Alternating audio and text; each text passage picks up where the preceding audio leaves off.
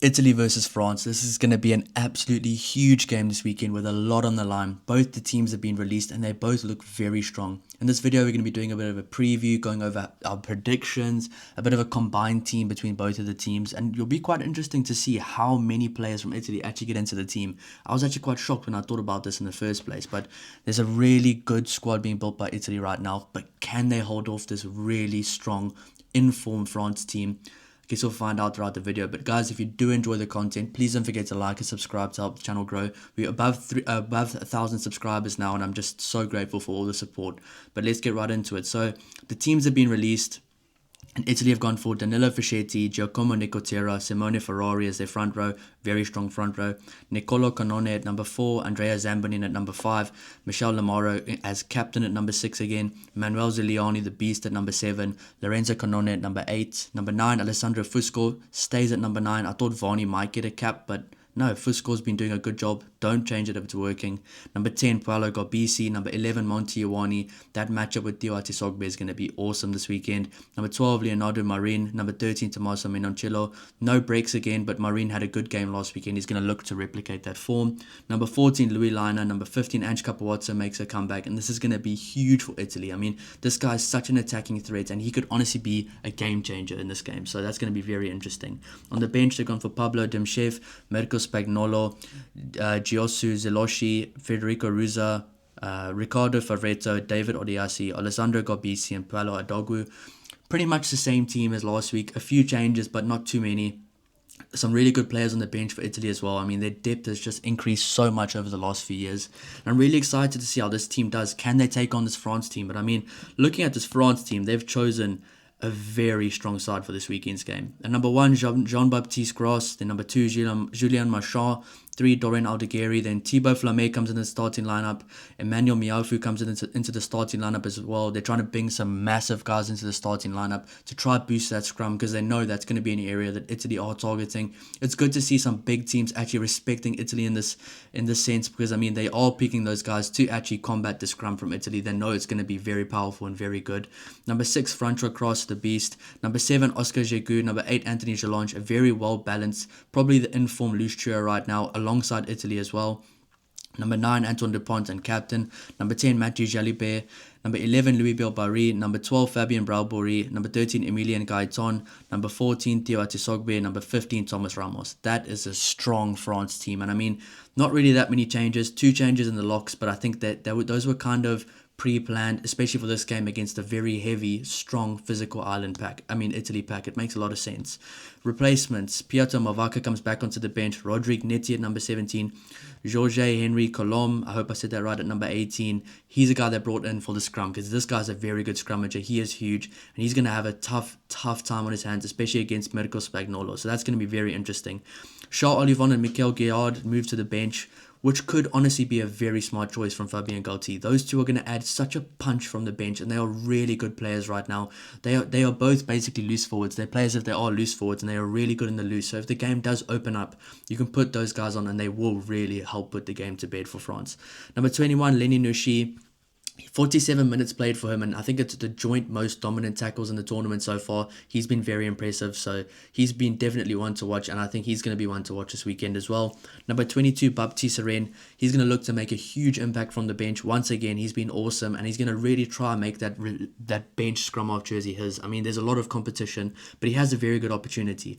Number 23, Pierre-Louis Barassi. A good player, he plays for Toulouse, and he's a good guy to bring in, and you can't go wrong with a guy like Louis-Pierre Barassi. But I mean, this is a big game, and in their last 5 meetings between these two teams, there's been 4 wins for France, 1 draw between them, and we all know what happened and how that draw happened. That could have easily been a win for Italy. So Italy right now, they're probably confident going into this game. I mean, historically, they have lost a lot more games to France than what France have lost to them. I don't even know when was the last time France ever lost to Italy, but right now, this is probably Italy's best opportunity. But the hard part about that is that France right now are looking the best they've looked in recent memory. So it's going to be a very good game, and that's why I'm so excited for it. But a very interesting stat about this game is that the last 5 times these teams have played against each other, the team that scores first only wins 20% of the time. When last have you heard about that? I mean, that just shows how important the second half is between these two teams, and that Italy normally is a team that especially historically now, do fade away in the second half after a good start. Like, I know I'm not an Italian fan, but I do watch them a lot. I do watch them often, and this Italian team now is a lot different to what they were, but they would always be a team where they'd get up early, but you'd almost know that they might throw away their lead or that the team is going to come back. So this is an Italian team right now that want to start strong, but also want to end strong. And I will say, the second half for both these teams and their first two games in the Six Nations haven't been the best. I mean, the first half's been very good, but the second half has not been up to their normal standard. I mean, you would think Italy versus Scotland. Scotland was starting to make a little bit of a comeback in the second half. And if you think about Ireland as well last week, Italy were kind of in the driver's seat throughout the whole game. And then the second half came, a few silly mistakes, the bench came on, a few overthrow, a few silly mistakes, a bit of ill discipline, and Ireland just completely capitalized on that. But the same goes for France. Against Ireland in the first half, they were near perfect, and then in the second half, Ireland just found a way back into the game. Obviously not for long, but it wasn't a perfect performance in the second half from France. And the same last week against Wales. Wales were actually getting like 50-50 wins. They were winning a few scrum battles. They weren't getting as dominated by France in the second half. So both these teams are really going to emphasize having a strong second half this week because they're going to need it. And this, if they both do it, this game can honestly go down to the 70th, 80th minute. Both these teams are going to look to have a strong second half. But in France's last 5 games, they've won 4 out of their last 5, only losing to the Springboks, which means they are really in form right now. But Italy, on the other hand, have won 3 out of the last 5, only losing 2. So both these teams right now are really on the up, and both these teams only lost to South Africa, and Italy losing to Ireland as well. So both these teams right now are really on the up. They're trying to find that form, and this is a very important game for both these teams to keep that form. Yes, I probably don't think if Italy loses this game by a try or less, it's probably a successful game for them, but they will be disappointed because this is a very good group of players from Italy, and they don't make any mistake about it. They are going to go try beat this France team this weekend. But yeah, Italy definitely are a team on the up, and their coach has really helped this group kind of find their style of play that suits them. A lot of the players in this Italy group, the Italy squad, have developed a lot and have really developed a lot of positive skill sets, a lot of positive attributes over the last few years. I mean, for example, Niccolò Canone and Simone Ferrari. A few years ago, they were just big hitters, and that was pretty much just how they played. But now they do so much more. They have really improved their overall rugby intelligence, slowing down the opposition ball, more defense. They're better with ball in hand. And I must say that this entire Italian team, win or lose, does seem like they are on the up. And I think this whole team, every single player in this entire team for Italy has improved one or more of their skill sets in some sort of way over the last few years, and has really helped them. Both these teams play a very different style of rugby. Italy likes to defend and smash the opposition in defense, whereas France enjoy playing with ball in hand as much as possible. But I think Italy might try play a different style to try keep France away from having ball in hand, because France are just so dangerous when they get going and when they get through the phases. I think Italy will definitely be targeting the scrum battle as a potential win this weekend. They're really going to be targeting the scrum this weekend.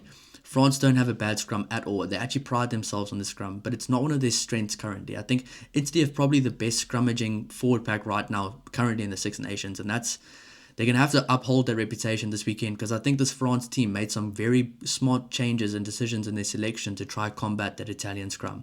Another area where I do think Italy could look to disrupt France is at line-out time, with the likes of an Andrea Zambonin and a Niccolò Canone being really successful in this area against Ireland and especially Scotland.